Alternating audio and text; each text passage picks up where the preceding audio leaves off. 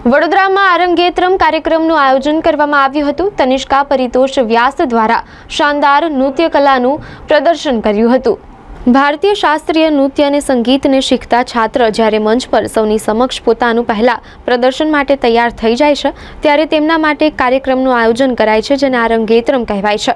વડોદરાના medical college auditorium ખાતે તનિષ્કા પરિતોષ વ્યાસ દ્વારા શાનદાર નૃત્ય કલાનું આરંગેત્રમ કાર્યક્રમ યોજાયો હતો। આરંગેત્રમ એટલે ભારતીય શાસ્ત્રીય નૃત્ય સ્વરૂપોમાં તેમના અનુયાયીઓ માટે આરંગેત્રમ રજૂ કરવાની જરૂર પડે છે। એકવાર વિદ્યાર્થી આમ કરી લે પછી તેમને જાતે નૃત્ય કરવાની અને મહત્વાકાંક્ષી નર્તકોને શીખવવાની મંજૂરી આપવામાં આવે છે। આરંગેત્રમમાં 11 જેટલી પ્રસ્તુતિ રજૂ કરવાની હોય છે। આ તમામ પ્રસ્તુતિ તનિષ્કા પરિતોષ વ્યાસ દ્વારા સોલો પરફોર્મન્સ રજૂ કરવામાં આવ્યો હતો, જેમાં પુષ્પાંજલિ, ગણેશ વંદના, અલારીપુ, જાતિ, સ્વરમ, શબ્દમ, વર્ણમ, પદમ, કીર્તનમ, શ્લોકમ, તિલાના મંગમનો સમાવેશ થાય છે।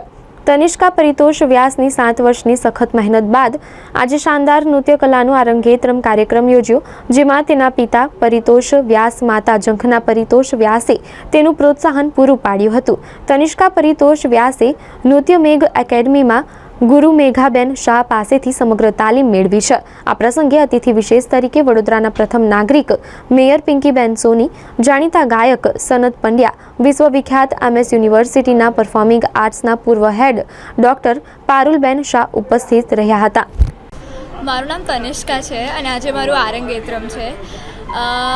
આરંગેત્રમ એટલે તમે 7 વર્ષની જે તપશ્ચર્યા પૂરી કરી હોય એનું આ પહેલું પરફોર્મન્સ હોય અને આજે હું એને પ્રસ્તુત કરવાની છું અને મારી આ કલા ચાલુ કરવાની છું।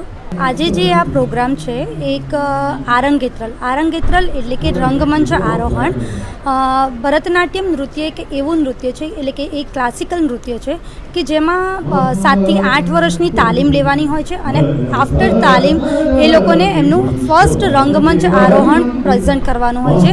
એટલે કે જે 6 વર્ષની જે તાલીમ લીધી છે અને એ પછી એ 6 વર્ષ એ લોકોએ ડાન્સમાં આખા માર્ગમમાં એ કઈ આઇટમ શીખ્યા છે અને ટોટલી પ્રેઝન્ટેશન આજે એ લોકોને કરવાનું હોય છે, જેમાં અલગ અલગ માર્ગમની અલગ અલગ પ્રસ્તુતિ થતી હોય છે, જેમ કે અલારીપુ છે, જતિસ્વરમ છે, શબ્દમ, પદમ, કીર્તનમ, તિલાના, શ્લોકમ વગેરે અને મંગલમથી એની પૂર્ણાહુતિ થતી હોય છે।